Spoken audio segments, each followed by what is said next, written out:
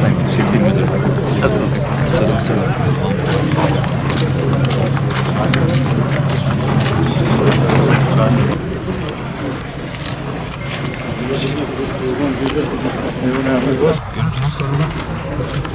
Güdü Dağı'nın eteğinde bu festivalde sizlerle birlikte olmak bizi memnun ediyor.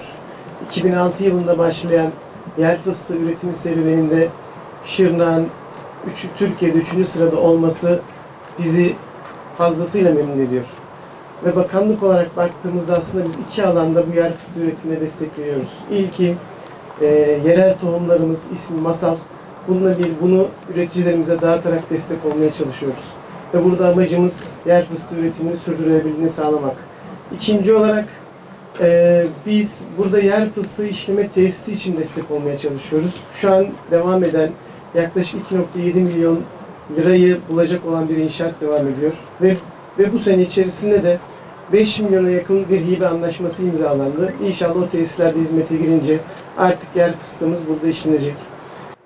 Burada eser bırakmak istiyoruz. Desteklerinizle Şırnak'ı daha ileriye götürmek için var gücümüzle çalışacağız.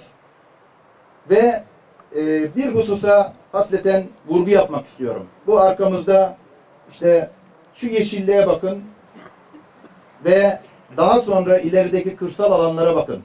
Sulamayla birlikte 15 kat, 20 kat daha fazla ürün alacağımızı hepimiz görüyorsunuz. Ama bunları kıskananlar da var diyorum. Gelin hep birlikte Şırnak'a fıstık gibi bir şehir yapalım. Çok teşekkür ederim geldiğiniz için.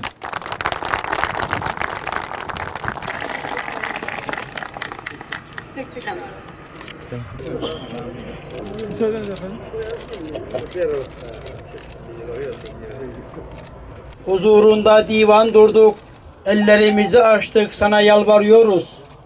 Dua dilediğini de zelil edersin. Bizlere mülkünden verdiğin kullarından eyle ya Rabbi.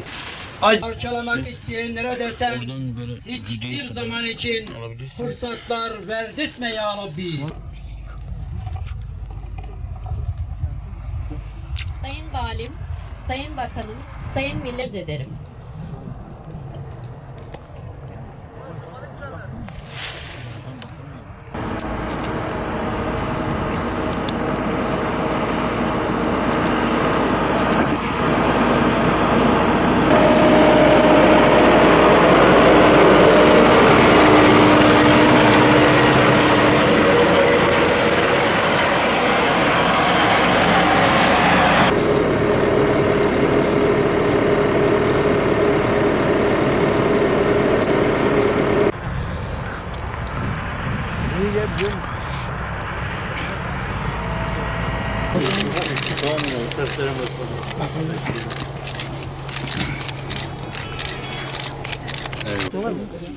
Getirin bakayım, gelin önümüze milletvekilimizin önüne geçin.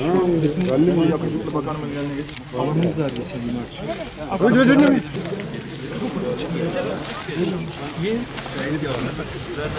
Melik. Ben çekeyim. Yok yok.